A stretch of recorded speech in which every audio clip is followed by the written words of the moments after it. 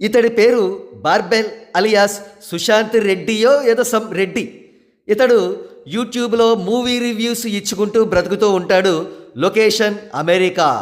అయితే మూవీ రివ్యూలు ఇచ్చుకుంటూ బ్రతికే ఈ బార్బెల్ సడన్గా ఒక లెంగ్దీ పొలిటికల్ వీడియో చేశాడు.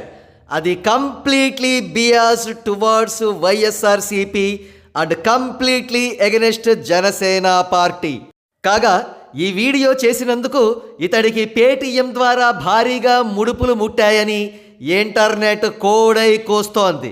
అంతేకాదు ఇతడి వీడియో చూసిన తర్వాత ఒక వ్యక్తి గుర్తుకు వచ్చాడు. గతంలో కత్తి మహేష్ అని ఒకడు ఉండేవాడు. అతడు పవన్ కళ్యాణ్కు పడి ఏడుస్తూ అర్థం పర్థం లేని పిచ్చి పిచ్చి విశ్లేషణలు చేస్తూ చివరకు దుర్మరణం పాలయ్యాడు. సో ఈ బార్బెల్ విశ్లేషణ చూసిన తర్వాత ఎందుకో కత్తి మహేష్ గుర్తొచ్చాడు. ఇక ఇతడి విశ్లేషణలోని కొన్ని కీ పాయింట్స్ చూద్దామా. వైఎస్ఆర్సీపీకి 120 సీట్లు వస్తాయట.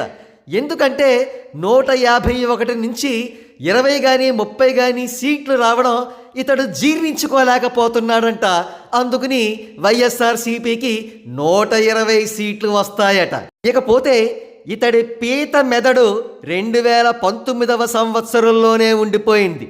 అందుకే ఆనాటి జనసేన 6% ఓట్ షేరే ఈనాడు కూడా ఉంటుంది అని కలలుగంటున్నాడు.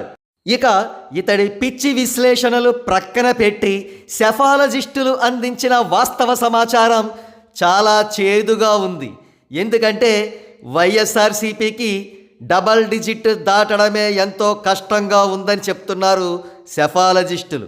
మరో ప్రక్క జనసేన ఓట్ షేర్ గణనీయంగా పెరిగి 25% దాటిందని కూడా చెబుతున్నారు.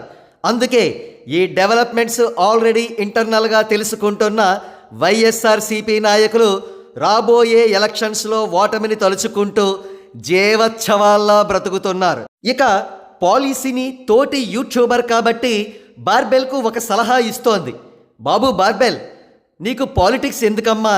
అనవసరంగా క్రెడిబిలిటీ పోగొట్టుకుంటున్నావు. చక్కగా మూవీ రివ్యూస్ చేసుకో, అనవసరమైన విషయాల్లో వేలు దూర్చకు.